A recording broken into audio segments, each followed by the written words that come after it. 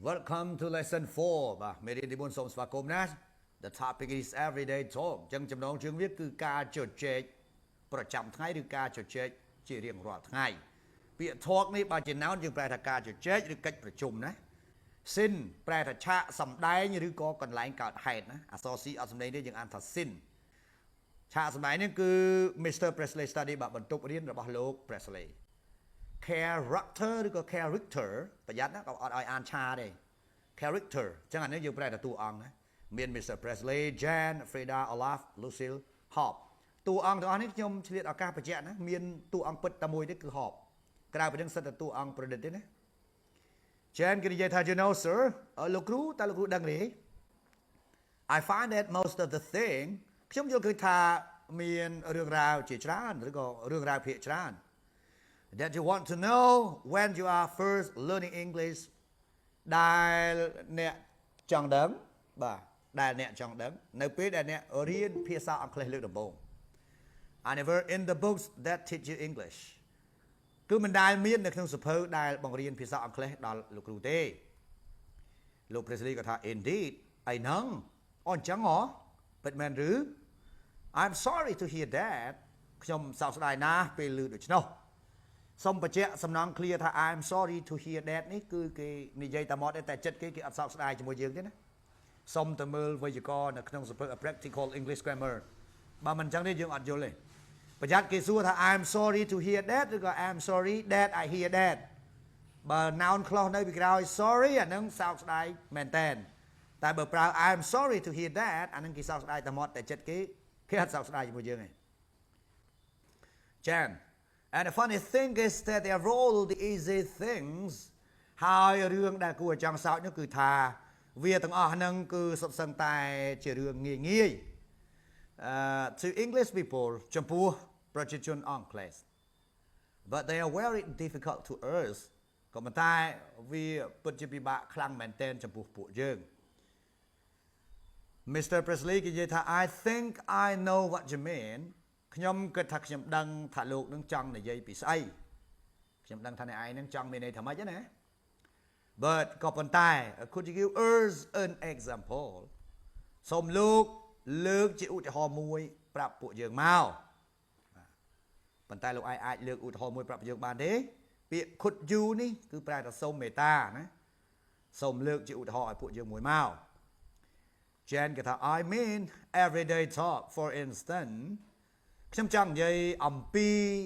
ការពិភាក្សាឬការជជែកជារៀងរាល់ថ្ងៃឬប្រចាំថ្ងៃឧទាហរណ៍ What ought I to say when I am introduced to someone តើខ្ញុំគួរតែនិយាយអ្វីឬតើខ្ញុំគួរតែនិយាយថាម៉េចពេលខ្ញុំត្រូវបានគេណែនាំឲ្យស្គាល់នរណាម្នាក់មានន័យថាពេលដែលខ្ញុំមាននរណាម្នាក់ណែនាំខ្ញុំឲ្យស្គាល់ទៅនរណាម្នាក់ទៀតតើខ្ញុំត្រូវនិយាយថាម៉េចមុនដំបូងលោក Presley Mr. Presley ក៏និយាយថា Oh just how do you do គ្រាន់តែនិយាយថា how do you do how do you do នេះប្រែថាសួស្ដីពីព្រោះនៅក្នុងសៀវភៅ Practical English Grammar ស្មើនឹង hello អានេះវាមិនមែនជាសំណួរទេវាគ្រាន់តែជាពាក្យមួយដែលគេប្រើនៅពេលដែលយើងត្រូវបានគេណែនាំឲ្យស្គាល់នរណាម្នាក់អញ្ចឹងអានឹងគ្រាមភាសាស្មើនឹង hello តែបើខ្មែរយើងគេនិយមបកប្រែថាជម្រាបសួរក៏វាមិនទាស់ដែរ Jan and what does he answer ហើយតើគេឆ្លើយថាម៉េចគេនឹងមិនដឹងនរណាម្នាក់ដែលយើងលើកយកមកនិយាយវាជាមួយ someone នេះណាអញ្ចឹងប្រែថាគេមិនមែនគាត់ទេបាទនេះដល់ពេលខ្ញុំនិយាយ how do you do ទៅតើគេឆ្លើយថាម៉េចដាក់ខ្ញុំ Mr. Presley how do you do លោក Presley គាត់និយាយថាគេឆ្លើយថា how do you do មកវិញ hello មកវិញឬជម្រាបសួរមកវិញតែបើខ្មែរអត់ទេណា how do you do ជម្រាបសួរ how do you do លើកដៃថ្វាយព្រះ Jan គេនិយាយថា but that seems nonsense ក៏ប៉ុន្តែប្រយោគនឹងហាក់បីដូចជាអត់បានការអត់មានន័យឬអត់បានប្រយោជន៍ I asked someone a question about his health ខ្ញុំបានសួរគេម្នាក់នៅសំណួរមួយស្ដីអំពីសុខភាពរបស់គេ and he doesn't give me an answer ហើយគេអត់បានឆ្លើយតបជាមួយខ្ញុំទេ instead ផ្ទុយទៅវិញ he asked me a question which I don't answer គេបែរជាសួរខ្ញុំមួយសំណួរដែលខ្ញុំមិនបានឆ្លើយតបអាហ្នឹងបានន័យថាពេលខ្ញុំសួរគេទៅគេអត់ឆ្លើយដល់ពេលគេសួរខ្ញុំវិញខ្ញុំអត់ឆ្លើយដែរន័យ Mr. Presley គាត់និយាយថា Yes I suppose it is rather strange បាទខ្ញុំសន្មតថាវាហាក់បីដូចជាប្លែកបន្តិចទៅចោះ but we don't think of how do you do ក៏ប៉ុន្តែយើងអត់គិតថាពាក្យ how do you do ឬក៏ប៉ុន្តែយើងអត់គិតថាប្រយោគ how do you do នេះ as a question ជាសំណួរណាគេអត់គិតថាពាក្យហ្នឹងជាសំណួរទេ it's just a greeting វាគ្រាន់តែជាការធ្វើគិរិយាកិច្ចតែប៉ុណ្ណោះ if you really want to know about your friend's health បើអ្នកពិតជាចង់ដឹងអំពីសុខភាពមិត្តរបស់អ្នក you say how are you អ្នកត្រូវនិយាយថា how are you ពាក្យ how are you នេះយើងឮតាំងពី lesson 5 in book 1 មេរៀនទី5នៅ book 1 ណាហើយបើសិនជាមានបងប្អូនខ្លះគាត់រៀន super streamline អីហ្នឹងគាត់ចេះពាក្យ how are you getting on how things how did you feel how did you keep បាទអាមេរិកវាចូលចិត្តប្រើ what's up what's up មានន័យថាមានអ្វីកើតឡើងបានន័យថា how are you នឹងឯងអញ្ចឹងអត្ថន័យនៃពាក្យ how are you នេះគឺវាមានច្រើន Jen oh yes I have heard that អូបាទខ្ញុំបានឮពាក្យហ្នឹងដែរ and what does he answer ហើយតើគេឆ្លើយថាយ៉ាងណាហើយតើគេឆ្លើយយ៉ាងម៉េច Mr. Presley គាត់ប្រាប់ថា very well thank you គេឆ្លើយថាសុខសប្បាយធម្មតាទេអរគុណ how are you ចុះអ្នកវិញអាហ្នឹងបើបកតាមខ្មែរថាចុះអ្នកវិញ Jen គេនិយាយថា and what do you say if you are not very well ហើយតើលោកនិយាយថាម៉េចប្រសិនណាបើលោកអត់សូវស្រួលខ្លួន not very អត់សូវណា and what do you say if you are not very well ហើយតើអ្នកនិយាយថាម៉េចប្រសិនណាបើអ្នកមិនសូវស្រួលខ្លួន Mr. Presley លោក Presley គាត់និយាយថា just not very well or not too well គ្រាន់តែឆ្លើយថា not very well ប្រែថាមិនសូវស្រួលខ្លួនទេឬក៏អាចឆ្លើយថា not too well អាហ្នឹងក៏ប្រែថាមិនសូវស្រួលខ្លួន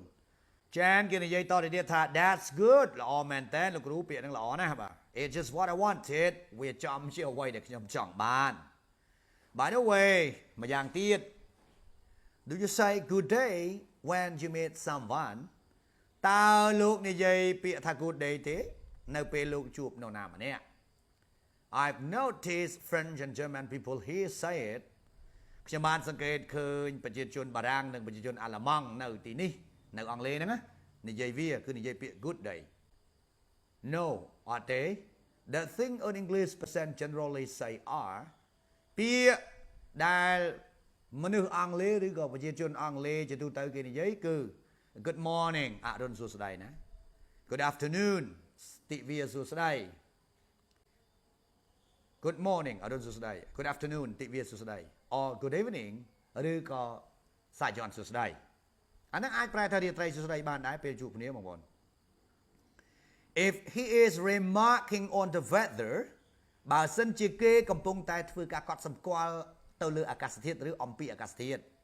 he will probably say គេប្រហែលជានិយាយថា a nice day isn't it ថ្ងៃនេះមនោរម្យណាស់មែនទេឬក៏គេអាចនិយាយថា a fine day isn't it ថ្ងៃនេះមនោរម្យណាស់មែនទេ or it's cold today ឬគេនិយាយថាថ្ងៃនេះត្រជាក់ណាស់ isn't it មែនទេ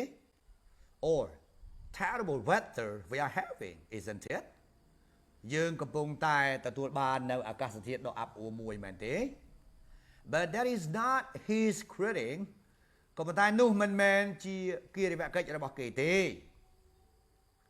ខ្ញុំចង់ទៅចែកឡើងទៅវិញបន្តិចបងប្អូន Jen ក៏សួរថាតើលោក Presley ប្រើពាក្យទៅ good day ទេពេលដែលជួបនរណាម្នាក់ព្រោះអីគេឮប្រជាជនអាល្លឺម៉ង់ហើយនិងប្រជាជនបារាំងមករស់នៅអង់គ្លេសហ្នឹងគេនិយាយពាក្យ good day ប៉ុន្តែវាបកប្រែទេពាក្យ good day មកពីភាសាបារាំងគេប្រើពាក្យ bonjour ណា bonjour បងល្អ jour ហ្នឹងថ្ងៃហ្នឹងដែរបាទប៉ុន្តែក្នុងបារាំងវាមាន bonjour វាមាន bonne nuit អីចឹងណាបាទមានបងមកតាំងអីចឹងទៅអញ្ចឹងទៅគាត់ឮជនជាតិបារាំងនិងអាល្លឺម៉ង់គាត់និយាយអញ្ចឹងគាត់យកមកសួរតែលោក Presley គាត់ឆ្លើយថាគេអត់ប្រើអញ្ចឹងទេអង់គ្លេសជាទូទៅគេនិយាយ good morning good afternoon ហើយនិង good evening ណាតែបើសិនណាបើគេកត់សម្គាល់ពីអាកាសធាតុគេអាចនិយាយដូចពាក្យមកកំភ្លុះមិញហ្នឹងJen គាត់សួរទៀតថា don't you say good night in the evening តើលោកអត់និយាយពាក្យ good night ទេឬនៅក្នុងពេលល្ងាចពាក្យ good night នេះប្រែថារាត្រីសួស្តីណាប្រែថារាត្រីសួស្តីប៉ុន្តែប្រើពេលបែកគ្នា good evening រាត្រីសួស្តីនៅពេលជួបគ្នាហើយចាប់ពីម៉ោង5ដល់ម៉ោង12យប់ណា Mr. Presley លោក Presley ក៏ឆ្លើយថា funnily enough ចង់តែសើចទេ dương mạch bộ tháo của trong soi cục con phải trong là sao đi có biết mùi tới vì đâu dương ăn dân chẳng thế when we are creating a person nếu biết là dương thưa kia đi về cái chụp pu nó nào mà nè rứ chụp pu một cô nào mà nè rứ when we are creating a person nếu biết là dương thưa kia đi về cái chụp pu mà nè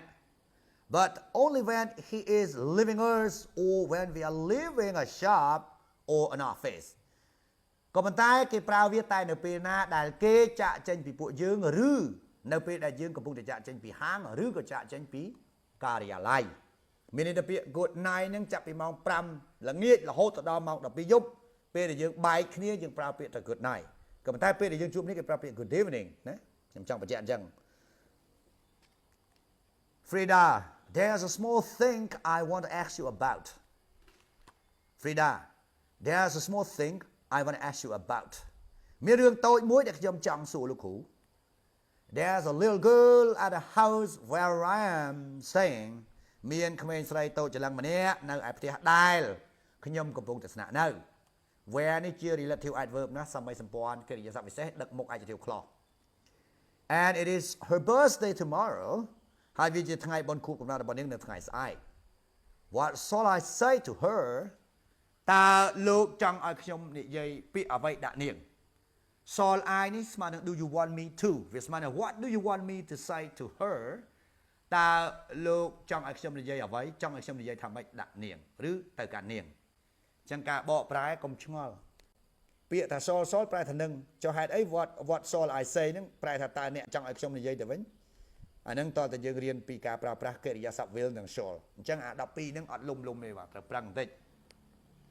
Mr. Presley, we say many happy returns of the day. Lúc Presley cònប្រាប់ថាយើងនិយាយថា many happy returns of the day សូមជូនពរឲ្យអ្នកមានអាយុយឺនយូរប្រាប់តែប៉ុណ្ណឹង many happy returns of the day សូមជូនពរឲ្យអ្នកមានអាយុយឺនយូរ